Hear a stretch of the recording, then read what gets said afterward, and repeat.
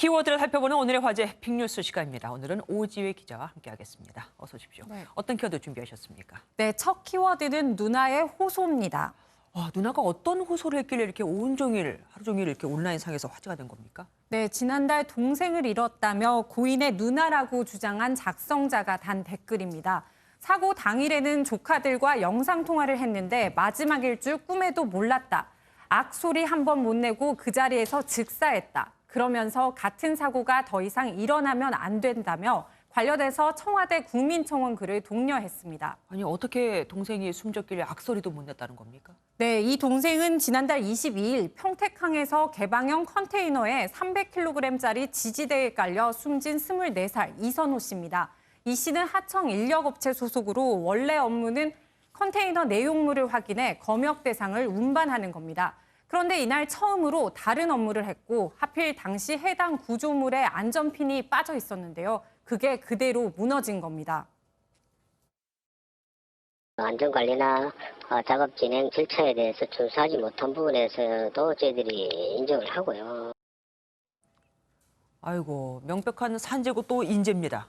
네, 그렇습니다. 유족은 정확한 원인 규명과 함께 업무 지시자의 사과, 재발 방지를 주장하며 장례도 미룬 채 빈소를 지키고 있고요. 관련해 청와대 국민청원 글은 오늘 오후 5시 기준 5만 명 이상의 동의가 있었습니다. 예, 책임자가 이선호 군이 안전모드 안 쓰고 있었다 이런 얘기를 했다는데 사실 그게 중요한 거는 아니죠 지금. 다음 키워드 뭐 준비하셨습니까? 네, 두 번째 키워드는 용돈 2만 원입니다.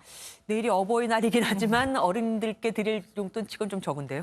네, 그렇습니다. 그런데 대전 대덕구에 거주하는 초등학교 4학년에서 6학년 학생들이 그 대상입니다. 약 4천 명이고 매달 2만 원씩 지역 화폐로 지급되는데요. 연간 10억 2천만 원 정도가 필요할 것으로 보입니다.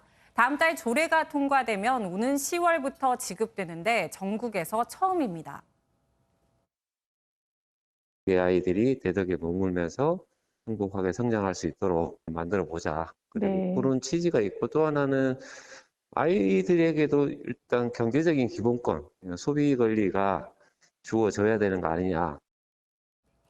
코로나19 이후 재난지원금 같은 돈들이 많이 지급되긴 하는데 이번에는 특이하게 초등학생을 대상으로 한 거네요. 네, 그렇습니다. 어린이 경제교육의 일환으로 지역 선순환 경제 또 인구 정책에도 도움이 될 것이라는 의견도 있고요.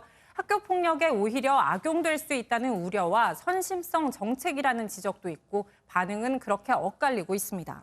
서울 광진구나 충북 옥천 등 다른 곳에서도 이런 선심성 수당을 준비하고 있다고 하더라고요. 청소년 수당도 얘기가 나오고 있고요. 네.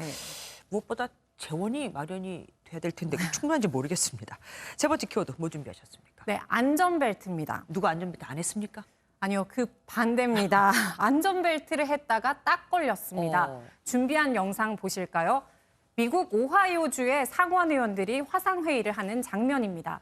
그런데 오른쪽에 좀 하얀 상의를 입은 한 의원을 유심히 살펴보세요.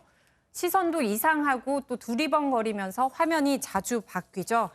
예, 안전분자라고 표정도 좀 불안해 보이고 그리고 무엇보다 가슴에 안전벨트를 하고 있네요, 진짜. 네, 맞습니다. 그런데 안전벨트 뒤에 있는 배경을 보세요. 갈색 옷장과 화분, 또 벽에 걸린 그림 등으로 꾸며진 이 방이 영락없는 가정집입니다. 네. 화상회의 필터로 배경을 바꿨긴 한데 미처 안전벨트는 숨기지 못했습니다. 운전 중이었던 겁니다.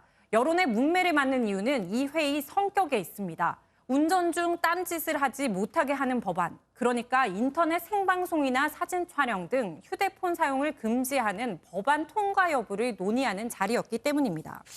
운전 중 화상회의 금지도 넣었어야 하는 게 아닌가 싶기도 합니다. 아니면 진한 회색 옷을 입고 있던지요.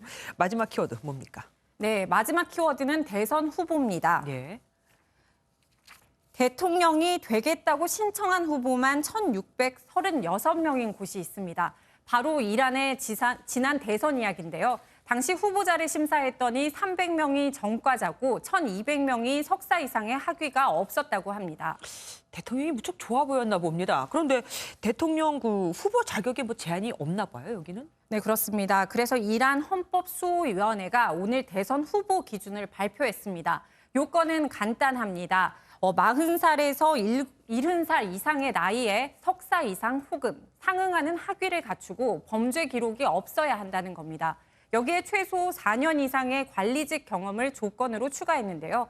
후보 난립을 막기 위해서라는데 이 기준으로 해결될까 의문입니다. 우리나라는 예치금 3억 원인가 넣고 10% 미만 득표하면 그 예치금 다 잃잖아요. 네. 어쩌면 우리가 더 나을지도 모르겠습니다. 오늘 말씀 여기까지 드릴게요. 오지혜 기자와 함께했습니다.